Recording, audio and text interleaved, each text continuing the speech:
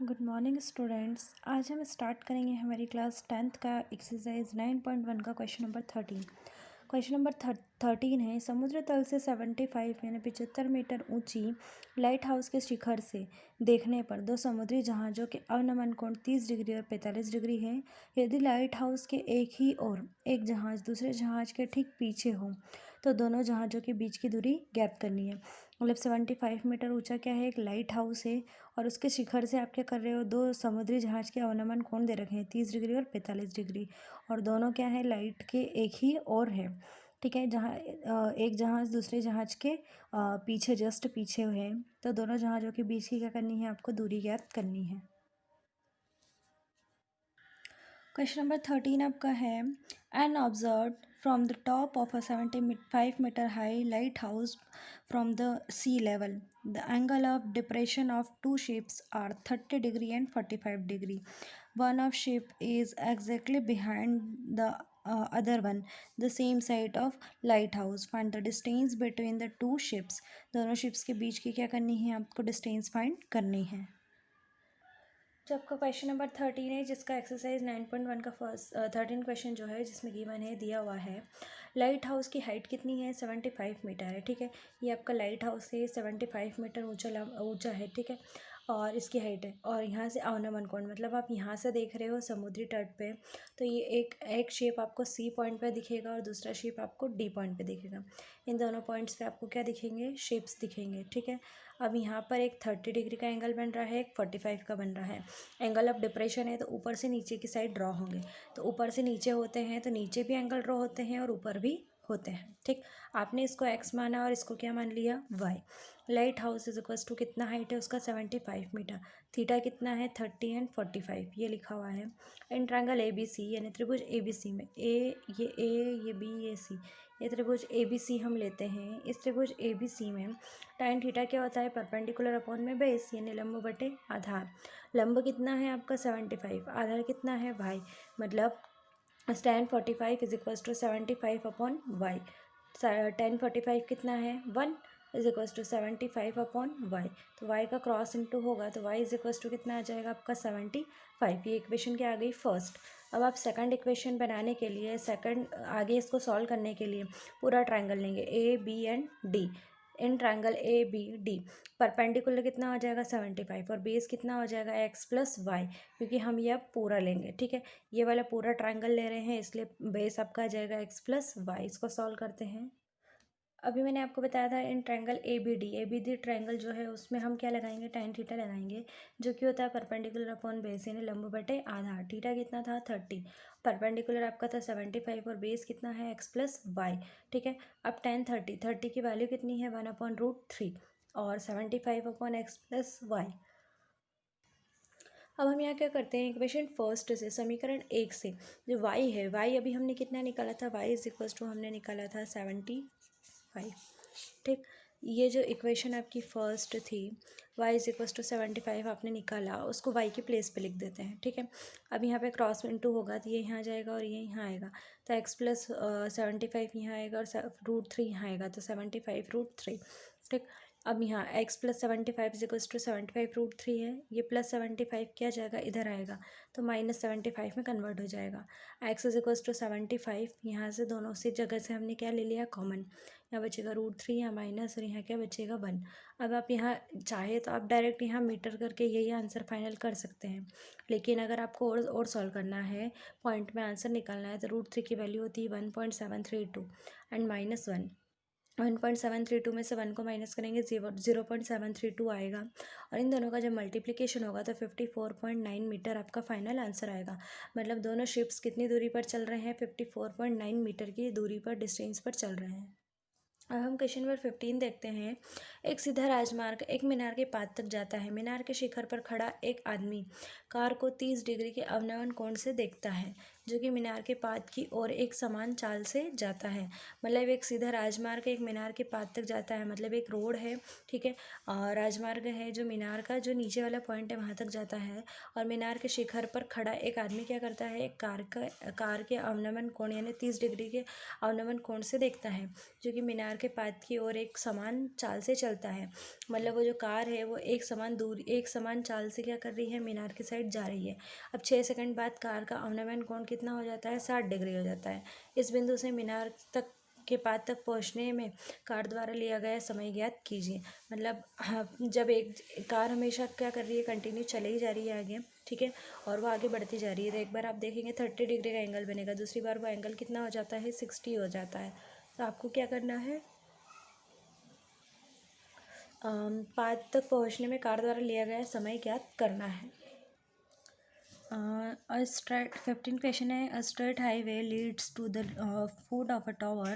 A man is standing at the top of the tower observed a car at an angle of depression of 30 degree, which is approaching the foot of the tower with a uniform speed. 6 seconds later, the angle of depression of the car is found to be 60 degree. Find the time taken by a car to reach the foot of the tower from this point. आपको क्या करना है, एक straight highway है जो कि क्या होता है, टॉवर के फुट की जो टॉवर है उसके जो फुट पॉइंट है वहाँ तक जाता है, ठीक है। और आपको क्या करना है, एक मैन है जो क्या है टॉवर के टॉप पॉइंट पर खड़ा होकर के ये सारी चीज़ें देख रहा है। जब वो ऑब्जर्व करता है तो 30 डिग्री का एंगल बनता है, लेकिन कुछ टाइम के बाद में कार क्या करती है, एक यूनिफॉर्म स्पीड से चलती है, और कुछ टाइम के बाद 6 सेकंड आफ्टर 6 सेकंड वो एंगल जो होता है, एंगल ऑफ डिप्रेशन क्या बन जाता है, 60 डिग्री। आपको क्या फाइंड करना है, आपको time taken by the car to reach the foot of the tower from this point. उस पॉइंट से आपको क्या करना है, जो वो कार है उसके पहुंचने का टाइम क्या करना है, ज्ञात करना है, निकालना है। आपका जो क्वेश्चन नंबर 15 है उसमें ये क्या है, आपका टॉवर है, ठीक है, और यहाँ पर आपका जो कार है, यहाँ से एक मैन क्या करता है, टॉवर के टॉप पॉइंट पे खड़े होकर के ऑब्जर्वेशन करता है। तो कार का जो फर्स्ट टाइम में जो एंगल बनेगा वो 30 डिग्री का वो यहाँ से बनेगा। लेकिन कार जब इधर की साइड जाती जाती है और आफ्टर 6 सेकंड के बाद में जब यहाँ से फिर से क्या होता है, ये वाला जो एंगल बनेगा वो 60 डिग्री बनेगा, ठीक है। आपको क्या करना है, ये जो पॉइंट है टॉवर से इस 60 डिग्री के पॉइंट वाला जो टॉप पॉइंट है, ठीक है, वो वाला आपको क्या करना है, ये डिस्टेंस आपको फाइंड करनी है कि ये कार यहाँ से यहाँ तक, मतलब इस पॉइंट से लेकर के जो इसका जो फुट पॉइंट है टॉवर का वहाँ तक कितने टाइम में जाती है वो आपको फाइंड करना है, ठीक है। तो इन ट्रायंगल ए बी सी, आप त्रिभुज ए बी सी लेते हैं, ये ए बी सी, इसमें हम क्या लगाएंगे, tan थीटा, परपेंडिकुलर अपॉन में बेस यानी लंब बटे आधार। tan थीटा, थीटा कितना है, 60 है, लंब कितना है h, और आधार कितना है, ये x, ठीक है। tan 60 की वैल्यू कितनी आ जाएगी, √3। √3 is equals to h upon x.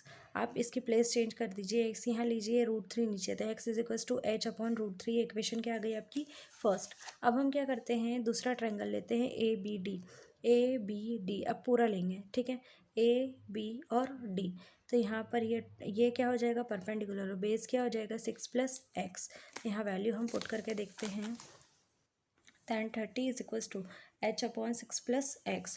अब tan 30 कितना है, 1 upon √3 is equals to h upon 6 + x। अब यहाँ जो x है इसकी वैल्यू हम इक्वेशन फर्स्ट से क्या पुट कर सकते हैं, h अपॉन √3। यहाँ हम देखते हैं भाई, इक्वेशन फर्स्ट समीकरण 1 से 6 + x is equals to h√3। तो 6 + x की वैल्यू आ जाएगी h upon √3 is equals to h√3, ठीक। यहाँ क्रॉस इंटू करेंगे तो ये हो जाएगा 6 × √3 प्लस यहाँ आ जाएगा h अपॉन में √3 इज इक्वल्स टू h√3। अब जो √3 है इसका क्रॉस इंटू यहाँ होगा, तो 6√3 + h यहीं था, ये √3 यहाँ जाएगा, तो h√3 इंटू क्या आ जाएगा, √3। अब यहाँ पर 6√3 + h is equals to h, और h क्या हो जाएगा, 3 इंटू में h, ठीक। अब h यहीं एक h को उधर यहीं रखते हैं, दूसरे वाले h को इधर से ट्रांसफ़र करके उधर लेकर जाते हैं, तो माइनस का h हो जाएगा। 6√3 इज इक्वल्स टू 3h में से h जाएगा तो कितना आएगा, 2h। तो h की वैल्यू कितनी आएगी, 6√3 divided by 2, 2 × 1 = 2, 2 × 3 = 6, that means h is equals to कितना हो जाएगा, 3√3। Put the value of h in equation first. जो आपकी इक्वेशन फर्स्ट थी, x is equals to h upon √3, उसमें h की आप वैल्यू पुट कर दे, h की वैल्यू है 3√3। यहाँ हमने वैल्यू पुट किया x is equal to 3√3 divided by पहले से क्या था √3 से √3 cancel, x is equal to क्या आ जाएगा 3 सेकेंड। ठीक है, इस तरह से ये फाइनली आंसर आपका आ गया है। क्वेश्चन नंबर 16, ये इस चैप्टर का लास्ट क्वेश्चन है। मीनार के आधार से और एक सरल रेखा में 4 मीटर और 9 मीटर की दूरी पर स्थित दो बिंदुओं से मीनार के शिखर का उन्नयन कोण पूरक कोण है। सिद्ध कीजिए कि मीनार की ऊंचाई कितनी है, 6 मीटर है। मतलब आपको आंसर दे रखा है 6 मीटर, और जो मीनार है, मीनार के आधार से एक सरल रेखा में 4 मीटर और 9 मीटर पर स्थित दो बिंदुओं से मीनार के शिखर का उन्नयन पूरक कोण दे रखा है। मतलब मीनार है, मीनार से एक 4 मीटर और एक 9 मीटर टोटल दूरी है, और वहाँ से है जो एंगल है वो कितना है, पूरक कोण है। मतलब एक दूसरे के वो पूरक होंगे। पूरक कोण मतलब दोनों का जो सम होगा वो कितना होगा, 90 डिग्री होगा। तो आपको क्या प्रूफ करना है, मीनार की ऊंचाई कितनी आनी चाहिए, 6 मीटर आनी चाहिए। Question number 16 है, the angle of elevation of the top of a tower from the point on a distance of 4 meter and 9 meter from the base of the tower and in the same straight line with it are complementary. Power prove that the height of the tower is 6 meter. मतलब ये क्या है, straight line with r it are complementary, मतलब ये complementary angles हैं, और आपको क्या करना है, प्रूफ करना है कि उसकी जो हाइट है वो कितनी है, 6 मीटर है। सबसे पहले तो डायग्राम है, इस डायग्राम में ए बी सी और डी आपको दे रखा है। ठीक है, अब ये जो ए बी है ये टॉवर है। ठीक, और ये जो बी सी है ये 4 मीटर लिखा हुआ है, और टोटल कितना है, 9 है। ये क्वेश्चन में आपको ऑलरेडी दे रखा है कि जो एंगल्स है, जैसे यहाँ 90 माइनस थीटा लिखा है मैंने, ये आपको जो लिख रखा है वो है 90 माइनस थीटा। ठीक है, ये ऐसा लिख रखा है। ये कम्प्लीमेंट्री एंगल्स है। ठीक है, और एक ये जो है यहाँ से इतना जो डिस्टेंस है ये 4 मीटर है, और टोटल कितना है, 9 मीटर है। आपको क्या करना है, दोनों इस पूरे क्वेश्चन को सॉल्व करके ये बताना है कि जो टावर की हाइट है वो 6 मीटर होगी। यहाँ हमने एच सपोज किया है। अब हम इसको सॉल्व करते हैं। गिवन दिया हुआ है, डिस्टेंस कितनी दे रखी है, 4 मीटर और 9 मीटर, थीटा कितना है, थीटा और 90 minus theta. Height of the tower कितना है, 6 मीटर, मतलब मीनार की ऊंचाई कितनी है, 6 metre. And triangle A B C, त्रिभुज ए बी सी में हम क्या लगाएंगे, tan थीटा। ये ए, ये बी और ये सी, इसमें हम लगाएंगे tan थीटा। तो परपेंडिकुलर अपॉन बेस, परपेंडिकुलर कितना है, h, और बेस कितना है, 4। तो यहाँ हम देखते हैं h अपॉन 4, और थीटा कितना आ जाएगा, 90 माइनस थीटा, क्योंकि यहाँ पर हमने पहले से ले रखा है 90 माइनस थीटा। ठीक है, तो 90 माइनस थीटा। अब आपको एक फार्मूला याद होगा, 90 माइनस थीटा होता है कॉट थीटा। ठीक है, इसे चैप्टर के स्टार्टिंग में, चैप्टर 8 के स्टार्टिंग में सारे फार्मूलेज बताए थे, उसमें ये भी था। tan 90 माइनस थीटा कितना होता है, कॉट थीटा, और h अपॉन क्या लिखा हमने, 4। ये इक्वेशन क्या आ गई आपकी, फर्स्ट।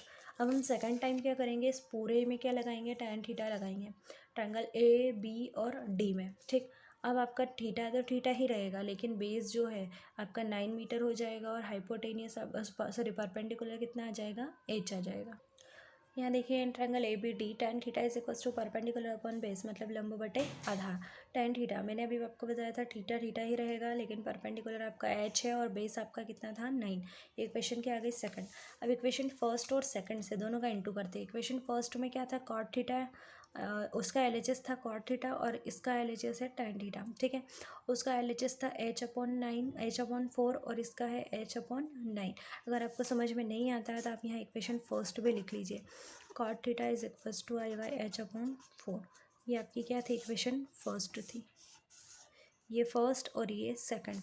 हमने क्या किया, एलएचएस पार्ट को इंटू किया है, tan इंटू कॉट कर दिया है, और h upon 9 into h upon 4। ठीक, तो h into h square, 4 into 9 36, और यहाँ tan theta into cot theta कितना होता है, 1। क्रॉस मल्टीप्लिकेशन करेंगे, 36 इज इक्वल्स टू क्या आ जाएगा, h स्क्वायर, स्क्वायर हटाएंगे क्या लगेगा, रूट लगेगा, h is equals to under root 36। तो ये आ जाएगा h is equals to 6 metre, और यही आपको प्रूफ करना था। यहाँ आप लिख सकते हो हैंस प्रूफ, मतलब आपने इसको प्रूफ कर दिया हुआ है। इस तरह से ये चैप्टर यहीं फिनिश होता है।